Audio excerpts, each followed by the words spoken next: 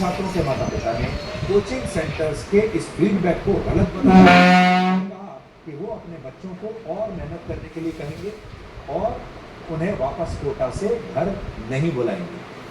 जबकि कुछ माता पिता ने तो अपने बच्चों का इस कोचिंग सेंटर से नाम ही कटवा दिया और उनको कोटा के ही दूसरे कोचिंग सेंटर्स में भिजवा दिया, वहां पर दाखिला करवा दिया। यानी बहुत सारे माता पिता ने ये कहा कोचिंग सेंटर्स को कि आप गलत कह रहे हैं, आप हमारे बच्चे को समझ नहीं पा रहे हैं, हमारा बच्चा बहुत प्रतिभावान है, वो ऐसा है ही नहीं, आपको कोई गलतफहमी हुई है।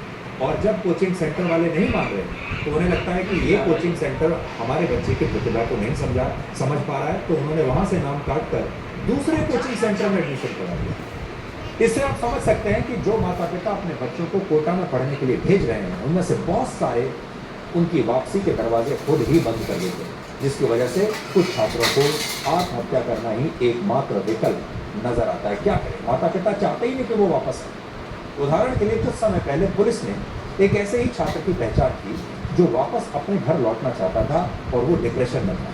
लेकिन जब पुलिस ने ये बात इस छात्र के माता पिता को बताई तो उन्होंने कहा कि उनका बच्चा पढ़ाई से बचने के लिए नाटक कर रहा है, पढ़ाई से बचने के लिए वो ऐसी बात कर रहा है, आप उसकी बात पर ध्यान मत दीजिए और वो डिप्रेशन में हो ही नहीं सकता, वो बहाने लगा रहा है। और जैसा मैंने शुरू में आपसे कहा, बहुत सारे माता पिता को ऐसा लगता है कि अगर वो बच्चे की इस तरह की बातों को एंटरटेन करेंगे, ऐसी बातों को ध्यान से सुनेंगे, तो बच्चे को ऐसा लगेगा कि वो वापस जाने के लिए और ज़्यादा प्रेरित हो जाएगा, बच्चा कमज़ोर हो जाएगा और उसके बाद वो पढ़ाई लिखाई में मन नहीं लगाएगा। इसलिए उसकी बात सुनो ही मत। बच्चे को ये इंप्रेशन आना चाहिए कि वापस जाना तो विकल्प है ही नहीं।